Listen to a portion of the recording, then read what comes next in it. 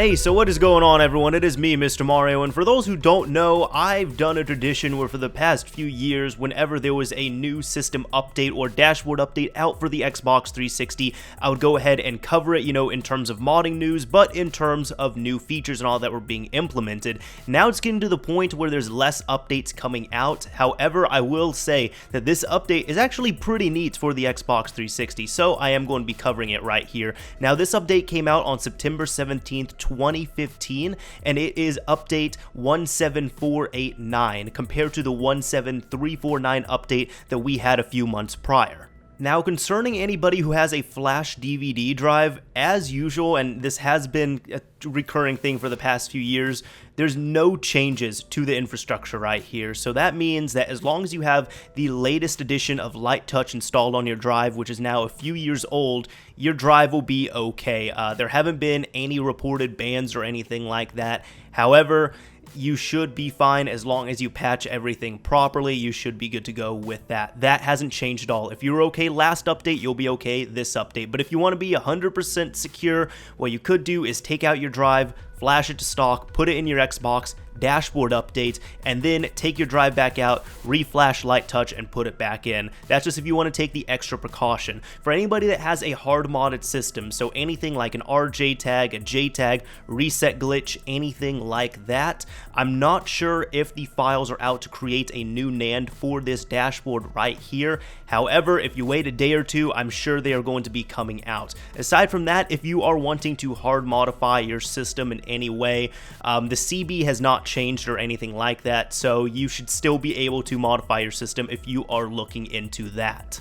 Now, with all that out of the way, let's go ahead and get into the features. Yes, there are new features on this, surprisingly, and they're actually pretty awesome. So first thing is, if you use the cloud storage capacity or feature on your Xbox 360, your storage will now go from 512 megabytes of space to 2 terabytes of space that you can utilize. The main reason why Microsoft is doing this is because they are going to be releasing backwards compatibility here soon publicly on the Xbox One, and if you have an Xbox 360 with any 360 game saves, they would like it if you could transfer over your game saves to the cloud storage so you could use them on your Xbox One. Of course, you don't have to do this, but they are more doing it for your convenience. Now, 2 gigabytes is not a lot of space, but honestly, for the small game saves that the 360 has, it should be fine. Now, this feature I'm about to talk about is actually my favorite feature, and it might not mean a lot to most people, but to me, I'm excited just because I've been in this predicament so many times, and I don't believe any other console has embraced this yet. So,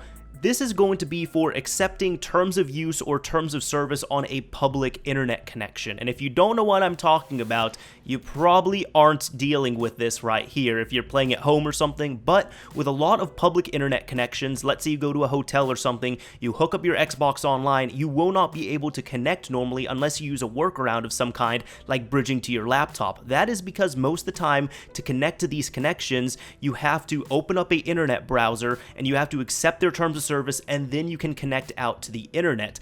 However, you cannot do that by standard means on the Xbox 360 or really any other consoles to my knowledge. Well, that has changed. Now when you are connecting, you are actually able to open up a browser through Internet Explorer, browser window through there, and then you can accept the terms of service. However, you have to make sure your Internet Explorer is fully updated to do this. I think this came in really late, but it's still nice to see that this is added. The one thing though I have to tell people, which this is a downside, but I didn't expect it to be in there, this has not changed the type of Wi-Fi styles or radios or anything like that that are on the Xbox 360 or the software. So, for example, many university connections use PEEP. You still cannot connect using PEEP on your Xbox 360. It is still limited to the 4 type of secure connections that they have on there.